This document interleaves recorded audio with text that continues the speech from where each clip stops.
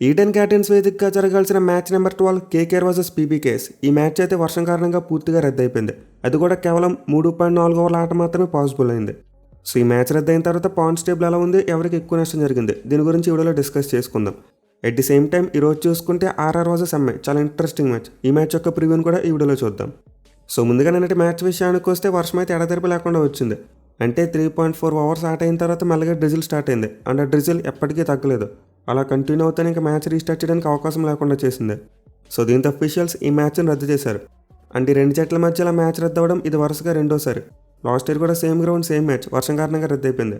So రెండు జట్ల మధ్య హైయెస్ట్ టార్గెట్ చేసింగ్ అలాగే లోయెస్ట్ టార్గెట్ డిఫెండింగ్ తర్వాత వరుసగా రెండు మ్యాచ్లు వర్షం కారణంగా రద్దయిపోయాయి. ఫ్యాన్స్కి మరోసారి ఒక ఇంట్రెస్టింగ్ మ్యాచ్ చూసేందుకు అవకాశం దొరకలేదు. అయితే 3.4 అవర్స్ యొక్క గేమ్ని బేస్ చేసుకుంటే మాత్రం కేకేఆర్ టీం లక్కీ అని చెప్పుకోవాలి. అంటే ఈ మ్యాచ్ రద్దు అవడం కారణంగా వాళ్ళకి అట్లీస్ట్ ఒక్క పాయింట్ అనే వచ్చింది. అదే మ్యాచ్ కనుక పూర్తిగా జరుగుంటే పీబీకేఎస్ వాళ్ళు గెలిచేసేవారు. మళ్ళీ కేకేఆర్ టీం చేసిన బిగ్గెస్ట్ మిస్టేక్ టాస్ గెలిచి ముందుగా బ్యాటింగ్ తీసుకున్నారు. సో మ్యాచ్ ముందు చూసుకుంటే వర్షం వచ్చింది, పిచ్ ఏం అండర్ ది కవర్స్ ఉంది. దీంతో ఖచ్చితంగా పిచ్ మీద మాయిశ్చర్ ఏర్పడుతుంది. At the same time match start అయ్యే టైంలో చూసుకుంటే ఓవర్కాస్ట్ కండిషన్స్ ఉన్నాయి అండ్ ఆల్సో రెయిన్ పడేందుకు కూడా అవకాశాలు ఉన్నాయి. దీంతో ఇలాంటి పిచ్ మరి కండిషన్స్లో ఫస్ట్ బ్యాటింగ్ చేయడం చాలా కష్టం. బౌలర్స్కి బాల్ మూవ్ అవుతుంది. But KKR captain Rayana toss గెలిచి ముందుగా బ్యాటింగ్ తీసుకున్నాడు.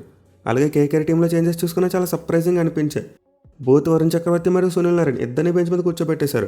నేనైతే ఎవరో ఒక్కరిని కూర్చోబెడతారనుకున్నా. మోస్ట్ లైక్లీ వరుణ్కి రెస్ట్ ఇస్తారేమో అనుకున్నా. బట్ కేకేఆర్ టీం చాలా గట్సీ డిసిషన్ తీసుకున్నారు. వాళ్ళ మెయిన్ స్పిన్నర్స్ ఇద్దరిని కూడా బెంచ్ మీద కూర్చోబెట్టేశారు. ఎనివే టాస్ గెలిచి ముందు బ్యాటింగ్ తీసుకోవడం ఎంత బ్యాట్ డెసిషన్ మనకు మ్యాచ్ స్టార్ట్ అయ్యాక అర్థమైంది. పీబీకేఎస్ పేసర్స్కి చూసుకుంటే బాల్ భయంకరంగా స్వింగ్ అయింది. ఒక బాల్ అయితే హర్షదీప్ సింగ్ వేసాడు ఫుల్ టాస్. అది పిచ్ మీద పడకపోయినా సరే బీభత్సంగా గాల్లోనే స్వింగ్ అయింది. సో కండిషన్స్ అయితే కంప్లీట్లీ పేస్ బౌలర్స్కి అనుకూలంగా ఉన్నాయి. ఇన్ఫాక్ట్ నెక్స్ట్ ఓవర్లో వరుసగా 2 వికెట్లు పడిపోవడం చూసాం. సేవియర్ బాట్లెట్ వరుసగా 2 బ్యూటిఫుల్ డెలివరీస్తో 2 అవుట్ సైడ్ ఎడ్జెస్ ఫైండ్ చేశాడు. సో దీంతో కేకేఆర్ టీం 16 పరుగులుగా 2 వికెట్లు కోల్పోయారు. ఫినాలే అవుట్ అయిపోయాడు, క్యామరన్ గ్రీన్ అవుట్ అయిపోయాడు. దీంతో ఈ మ్యాచ్లో ఆల్రెడీ పీబీకేఎస్ టీం అప్పటికి అప్పరాన్ని సాధించేసింది. మ్యాచ్ కనుక పూర్తిగా జరుగుంటే ఖచ్చితంగా వాళ్ళకి గెలిచే అవకాశాలు ఎక్కువ ఉండేవి. ఇన్ఫాక్ట్ రెయిన్ పడడం స్టార్ట్ అయిన తర్వాత శ్రేయస్ అయ్యర్ కూడా డిసప్పాయింట్ అవ్వడం చూసాం. సో డెఫినెట్లీ మ్యాచ్ అయితే పీబీకేఎస్ వాళ్ళది అయ్యి ఉండేది. మళ్ళీ మ్యాచ్లోకి దిగడమే హాట్ ఫేవరెట్స్గా బరువు దిగారు. అంటే సరిపోదన్నట్టు టాస్ విషయంలో కేకేఆర్ వాళ్ళు తీసుకున్న పూర్ డెసిషన్ కారణంగా పీబీకేఎస్ టీం అప్పరాన్ని సాధించేసింది. బట్ అన్లకి కొద్ది మ్యాచ్ రద్దవడంతో వాళ్ళు ఒక్క పాయింట్ మాత్రమే తీసుకెళ్ళగలిగారు. సో ఒక్క పాయింట్ కలుపుకుని పంజాబ్ కింగ్స్ టీం అయితే పాయింట్స్ టేబుల్లో టాప్కి వెళ్ళారు. 3 మ్యాచ్లో 2 గెలిచారు, 1 రద్దయింది, 5 పాయింట్స్ ఉన్నాయి. వేరే కోల్కతా నైట్ రైడర్స్ టీం చూసుకుంటే వాళ్ళు అకౌంట్ ఓపెన్ చేశారు, కనీసం ఒక్క పాయింట్ అయినా సాధించారు. ఇన్ఫాక్ట్ ఆ 9వ పొజిషన్ నుండి 8వ పొజిషన్కి వెళ్ళారు. But to be frank match కనుక పూర్తిగా జరుగుంటే కేకేఆర్ టీం గెలిచే అవకాశాలు చాలా తక్కువగా ఉండేవి. వాళ్ళకి ఒక్క పాయింట్ కూడా వచ్చి ఉండేది కాదు. ఇక ఈ రోజు మ్యాచ్ విషయానికి వస్తే ఆర్ఆర్ వర్సెస్ ఎంఐ గౌతీ వేదిక ఆడబోతున్నారు. అండ్ ఈ మ్యాచ్ అయితే చాలా అంటే చాలా ఇంట్రెస్టింగ్ మ్యాచ్ అని చెప్పుకోవచ్చు. మళ్ళీ ప్రజెంట్ యంగ్ ఆర్ఆర్ టీం చాలా మంచి ఊపు మీద ఉన్నారు. వరుసగా 2 మ్యాచ్లు గెలిచేస్తున్నారు. వేరేజ్ ముంబై టీం విషయానికి వస్తే లాస్ట్ మ్యాచ్లో ఢిల్లీపై బాల్తో పడ్డారు. దీంతో వాళ్ళు ఈ మ్యాచ్లో గెలిచి 3 విన్నింగ్ మూమెంటం అందుకోవాలని చూస్తారు. సో ఈ మ్యాచ్లో 2 టీంలు కూడా బలంగా కనిపిస్తున్నాయి కాబట్టి మనమైతే ఒక బ్లాక్ బస్టర్ మ్యాచ్ చూసేందుకు చాలా ఎక్కువ అవకాశాలు ఉంటాయి. అయితే ఈ మ్యాచ్ కూడా కొంతవరకు రెయిన్ థ్రెట్ కనిపిస్తుంది. ఆల్రెడీ అస్సాంలో వర్షం వస్తుందంట. సో దీంతో ఈ మ్యాచ్ పూర్తిగా జరుగుతుందో లేదో చెప్పలేం. బట్ జరిగితే మాత్రం చాలా ఎగ్జైటింగ్ మ్యాచ్ చూడొచ్చు. అయితే వర్షం కారణంగా చూసుకుంటే మరోసారి పిచ్ బౌలర్స్కి అనుకూలంగా ఉంటుంది. ఎస్పెషల్లీ మ్యాచ్ స్టార్ట్ కాకముందు ఆఫ్టర్నూన్ టైం ఎక్కువగా వర్షం పడేందుకు ఛాన్సెస్ కనిపిస్తున్నాయి. అంటే వెదర్ ఫోర్కాస్ట్లో ఆఫ్టర్నూన్ టైం చూసుకుంటే ఒక 20 to 50% వరకు రెయిన్ పడేందుకు అవకాశాలు ఉన్నాయి. దీంతో ఆబ్వియస్లీ పిచ్ను అండర్ ది కవర్స్ ఉంచుతారు. అండ్ ఈ టైంలో చూసుకుంటే పిచ్ మీద మాయిశ్చర్ ఏర్పడుతుంది. సో ఆల్రెడీ మనం ఈ గ్రౌండ్లో ఒక మ్యాచ్ ఆడడం చూసాం, ఆర్ఆర్ వర్సెస్ సిఎస్కే. అది లో స్కోరింగ్ గేమ్గా టర్న్ అయింది. పర్టికులర్గా స్టార్టింగ్లో పిచ్ అనేది పేస్ బౌలర్స్కి ఎక్కువ అనుకూలించింది. జాఫ్రా ఆర్చర్ మరియు నాండర్ బర్గర్ వీళ్ళిద్దరూ భయంకరంగా బాల్ని స్వింగ్ చేయడం చూసాం. దీంతో ఈరోజు కూడా మనం అలాంటి పిచ్ని అలాంటి కండిషన్స్ని ఎక్స్పెక్ట్ చేయవచ్చు. మరోసారి బాల్ గట్టిగా స్వింగ్ అవుతుంది ఇనీషియల్గా.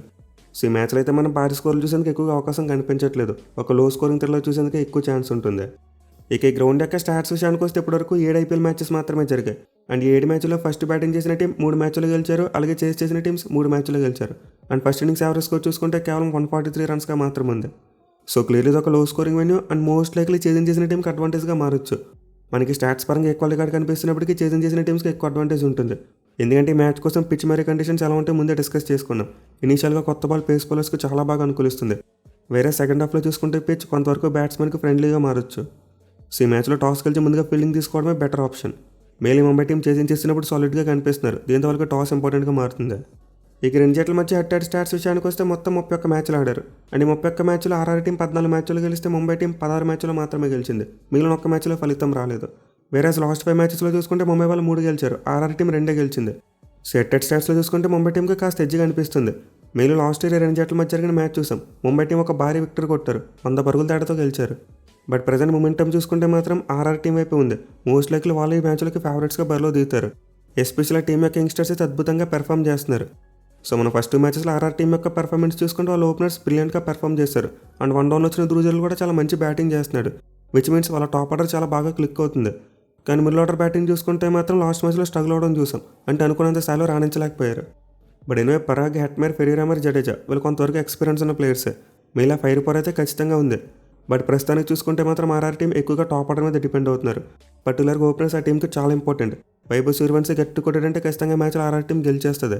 బట్ ఎనివే మ్యాచ్లో ఓపెనర్స్కి అంత ఈజీగా ఉండదు, ఎందుకంటే ముంబై టీం దగ్గర చాలా స్ట్రాంగ్ బౌలింగ్ యూనిట్ కనిపిస్తుంది. సో ఇంత మ్యాచ్లో ఆర్ఆర్ టాప్ ఆర్డర్ బ్యాట్స్మెన్ ఏమైనా తొందరగా అవుట్ అయితే అప్పుడు మిడిల్ ఆర్డర్ బ్యాట్స్మెన్ మంచిగా పెర్ఫామ్ చేయాలి, అప్పుడు మాత్రం ఆర్ఆర్ టీంకి గెలిచే అవకాశం ఉంటుంది. ఇక బౌలింగ్ విషయానికి వస్తే లాస్ట్ మ్యాచ్లో రన్స్ ఇచ్చినప్పటికీ చివరిలో అద్భుతంగా డిఫెండ్ చేసుకున్నారు. మళ్ళీ తుషార్ దేశపాండే నుంచి ఎక్సలెంట్ లాస్ట్ ఓవర్ చూసాం. అండ్ జాఫ్రా ఆర్చర్ కూడా మైండ్ బ్లోయింగ్ 19th ఓవర్ వేశాడు. సో పేస్ బౌలింగ్ పరంగా చూసుకుంటే ఆర్ఆర్ టీం పర్వాలేదు, మంచిగా కనిపిస్తుంది. Jofra Archer, Andre Burger, Sandeep Sharma and Tushar Deshpande నలుగురు మంచిగానే బౌలింగ్ చేస్తున్నారు. అలాగే స్పిన్ బౌలింగ్లో చూసుకున్న బిష్ణు లాస్ట్ మ్యాచ్లో ఒక మ్యాచ్ వినింగ్ స్పెల్ వేశాడు. అండ్ జడేజా చూసుకుంటే ఫస్ట్ మ్యాచ్లో మంచిగా వేసినప్పటికీ రెండో మ్యాచ్ కాస్త బ్యాక్ ఫైర్ అయింది. బట్ అది ఎబిలిటీ గురించి మనకు తెలిసిందే. సో లాస్ట్ ఇయర్తో కంపేర్ చేసుకుంటే ఈసారి ఆర్ఆర్ టీం యొక్క బౌలింగ్ యూనిట్ బాగుంది, కలిసికట్టుగా పెర్ఫామ్ చేస్తున్నారు. దీంతో ఈ మ్యాచ్లో కూడా కలెక్ట్ ఎఫర్ట్ పెడితే ఖచ్చితంగా ముంబై టీంని డిఫీట్ చేయొచ్చు. ఇక టీంలో మార్పుల విషయానికి వస్తే ఆర్ఆర్ టీం ఈ మ్యాచ్ కోసం ఎలాంటి మార్పులు చేయకపోవచ్చు. మోస్ట్ లైక్లీ వాళ్ళైతే లాస్ట్ మ్యాచ్ ప్లేయింగ్ లెవెన్తోనే బరిలో దిగుతారు. బట్ వాళ్ళైతే ఇంపాక్ట్ పెరిగి ఈసారి శుభం దూబెని తీసుకొచ్చేందుకు అవకాశం కనిపిస్తుంది, ఎందుకంటే నేను ఎక్కువగా బ్యాటింగ్ ప్రాక్టీస్ చేశాడంట. సో దీంతో మేము ఆర్ఆర్ టీం ఈ మ్యాచ్లో ఫెరీరా ప్లేస్లో శుభం దూబెను ఇంపాక్ట్ ప్లేయర్గా తీసుకురావచ్చు. ఆర్ఎల్స్ ఒక బౌలర్ని తగ్గించి ఎక్స్ట్రా బ్యాట్స్మెన్గా పెట్టుకునేందుకు కూడా అవకాశం ఉంటుంది. ఇక ముంబై టీం విషయానికి వస్తే బిగ్గెస్ట్ గుడ్ న్యూస్, వాళ్ళ కెప్టెన్ హార్దిక్ పాండే తిరిగి వస్తున్నాడు. లాస్ట్ మ్యాచ్లో ఢిల్లీ టీంకి అగైనెస్ట్ హార్దిక్ పాండే లేడు, వాళ్ళ కాంబినేషన్ బాగా దెబ్బతింది. మేలే బౌలింగ్ అటాక్లో third and fourth seam bowling options బాగా ఫెయిల్ అయ్యాయి. సో డెఫినెట్లీ ఢిల్లీతో మ్యాచ్లు చూసుకుంటే ముంబై టీంకు హార్దిక్ పాండే లేని లోటు స్పష్టంగా కనిపించింది. బ్యాటింగ్లో వాళ్ళకి సరైన ఫినిషింగ్ టచ్ రాలేదు. అండ్ బౌలింగ్లో చూసుకుంటే బుమ్రా మరియు దీపక్ చార్ తప్పితే మిగతా పేసెస్ రన్స్ ఇచ్చేశారు. కానీ ఈ మ్యాచ్లో మాత్రం హార్దిక్ పాండే రావడం వల్ల ఖచ్చితంగా వాళ్ళ స్ట్రెంత్ పెరుగుద్ది. బట్ అయినా వాళ్ళకి బ్యాటింగ్లో చూసుకుంటే తిలక్ వర్మ అంతలా క్లిక్ అవ్వట్లేదు. అండ్ ఆల్సో మిడిల్ ఆర్డర్లో చూసుకున్న లాస్ట్ మ్యాచ్లో ఫైర్ పవర్ మిస్ అయింది. అయితే ఓపెనర్ సిట్మెన్, రోహిత్ శర్మ, అలాగే రియాన్ రకల్టన్ ఇద్దరు మంచి ఫామ్లోనే ఉన్నారు. మళ్ళీ రోహిత్ శర్మ వరుసగా 2 మ్యాచ్లు కూడా మంచి నాక్స్ ఆడాడు. అండ్ సూర్యకుమార్ యాదవ్ చూసుకున్న అతను ఐపీఎల్ వివచ్చమైన ఫామ్లో ఉంటాడు ఎప్పుడు కూడా. ఆల్రెడీ లాస్ట్ మ్యాచ్లో హాఫ్ సెంచరీ కొట్టి తన ఫామ్ చూపించాడు. సో వీళ్ళతో పాటు తిలక్ వర్మ ఫామ్ అందుకుని అండ్ హార్దిక్ పాండే కూడా కొట్టాడంటే ఖచ్చితంగా టీం మంచి స్కోర్ కొడుతుంది. అయితే బౌలింగ్లో చూసుకుంటే మాత్రం ఈ మ్యాచ్లో చాలా మార్పులు జరగవచ్చు. అంటే లాస్ట్ మ్యాచ్లో వాళ్ళు ట్రెంట్ బౌల్ని పక్కన పెట్టేశారు, చాలా సర్ప్రైజింగ్ మూవ్. బట్ ఈ మ్యాచ్లో మాత్రం ఖచ్చితంగా అతను తీసుకొస్తారు. కార్బిన్ బాస్ ప్లేస్లో ట్రెంట్ బౌల్ టీంలోకి వస్తాడు. కానీ దీపక్ చార్ని పక్కన పెడతారంటే నాకైతే పెట్టరనిపిస్తుంది, ఎందుకంటే లాస్ట్ మ్యాచ్లో మంచిగా బౌలింగ్ చేశాడు. At the same time Shardul Thakur అంత మెరుగ్గా బౌలింగ్ చేయలేదు. దీంతో ముంబై టీం దీపక్ చార్ని టీంలోంచి షార్దుల్ని పక్కన పెడతారేమో అనుకుంటున్నా. లేదు మ్యాచ్ ఆడబోయి పిచ్ పేస్ ఫ్రెండ్లీ వికెట్ కాబట్టి ఎక్స్ట్రా స్పిన్నర్ని తీసేయచ్చు. అంటే మయాంక్ మార్కండ్ ఎలానో 2 మ్యాచ్లు కూడా సరిగ్గా బౌలింగ్ చేయలేదు. దీని పక్కన పెట్టి బోత్ దీపక్ మరియు షార్దుల్ ఇద్దరిని కూడా ఆడించేందుకు ఛాన్స్ ఉంటుంది. సో బోల్ట్, దీపక్ చార్, అలాగే బుమ్రా ఈ ముగ్గురు కనుక సరిగ్గా పర్ఫామ్ చేస్తే ఆ టీం ఈజీగా మ్యాచ్ గెలిచేస్తారు. మెయిన్లీ మ్యాచ్ ఆడబోయే కండిషన్స్లో వాళ్ళైతే బాల్ని చాలా గట్టిగా స్వింగ్ చేయగలరు. ఇక స్పిన్నర్గా మిచెల్ శాంట్నర్ చూసుకుంటే లాస్ట్ మ్యాచ్లో మంచిగానే బౌలింగ్ చేశాడు, ఒక పొదుపైన స్పెల్ వేయడం చూసాం. సో ముంబై టీం బౌలింగ్లో అయితే ఎక్స్పీరియన్స్కి ఏమాత్రం కొడతలేదు. శాంట్నర్, దీపక్ చార్, బుమ్రా, అలాగే ట్రెంట్ బౌల్ట్ నలుగురు కూడా చాలా ఎక్స్పీరియన్స్ ఉన్న ప్లేయర్స్. బట్ 5వ బౌలింగ్ ఆప్షన్ వాళ్ళు జాగ్రత్తగా మేనేజ్ చేసుకోవాలి. అంటే హార్దిక్ పాండేతో పాటు ఇంకో బౌలర్ ఎవరైతే ఆడతారో వాళ్ళు జాగ్రత్తగా మేనేజ్ చేసుకుంటే సరిపోద్ది. సో ఈ మ్యాచ్ కోసం అయితే ముంబై టీం మొత్తం మీద వాళ్ళ టీంలో ఒక 2-3 మార్పులు చేస్తారు. మీలా హార్దిక్ పాండే ఖచ్చితంగా ప్లేయింగ్ లెవెన్లోకి వస్తాడు. At the same time Trent Boult కూడా ఖచ్చితంగా ప్లేయింగ్ లెవెన్లోకి వచ్చేందుకు ఛాన్స్ ఉంటుంది. ఇక ప్లేయర్ బ్యాటిల్స్ విషయానికి వస్తే Rohit Sharma versus Jofra Archer చాలా అంటే చాలా ఇంట్రెస్టింగ్ బ్యాటిల్. మెయిల్ ఆర్చర్కి అగైనెస్ట్గా రోహిత్ శర్మ రికార్డ్ అంత మంచిగా లేదు. 8 ఇన్నింగ్స్లో 34 బాల్స్ ఆడితే 34 పరుగులు మాత్రమే చేశాడు, 3 సార్లు అవుట్ అయిపోయాడు. సో ఇంత ఈ మ్యాచ్లో రోహిత్ కొత్త బాల్తో జాఫ్రా ఆర్చర్ని ఎలా ఫేస్ చేస్తాడో చూడాలి. ఇక నెక్స్ట్ బ్యాటిల్ చూసుకుంటే సూర్యకుమార్ యాదవ్ వర్సెస్ సందీప్ శర్మ, ఇది కూడా చాలా ఇంట్రెస్టింగ్ బ్యాటిల్. మెయిన్లీ సూర్య సందీప్కి అగైనెస్ట్గా చాలా స్ట్రగుల్ అయ్యాడు. 8 ఇన్నింగ్స్లో 32 బాల్స్ ఆడితే 33 పరుగులు మాత్రమే చేశాడు, మోస్ట్ నెంబరెంట్లీ 4 టైమ్స్ అవుట్ అయిపోయాడు. సో యావరేజ్ చూసుకున్న స్ట్రైక్ రేట్ చూసుకున్నా చాలా పూర్గా ఉంది. దీంతో ఈ మ్యాచ్లో సందీప్కి అగైనెస్ట్గా సూర్య ఎలాంటి కౌంటర్ ప్లాన్తో వస్తాడో చూడాలి. ఇక ఆర్ఆర్ బ్యాటింగ్స్ అని చూసుకుంటే ఆబ్వియస్లీ వైభవ్ సూర్యవంశీ చాలా important batsmen. But last time Mumbai టీంకి అగైనెస్ట్గా చూసుకుంటే టక్అవుట్ అయ్యాడు, దీపక్ చార్ అతను అవుట్ చేశాడు. దీని ఈసారి కూడా వాళ్ళిద్దరి మధ్య బ్యాటిల్ చూడొచ్చు. అదర్వైజ్ బుమ్రా కొత్త బాల్తో స్టార్టింగ్లోనే బౌలింగ్ చేస్తే అప్పుడు సూర్యవంశీకి మరి అతనికి మంచి కూడా బ్యాటిల్ చూడొచ్చు మనం. ఇక మరో ఓపెనర్ యశస్వి జైస్వాల్ విషయానికి వస్తే ఆయనకి హార్దిక్ పాండేకి అగైనెస్ట్గా మంచి రికార్డు లేదు.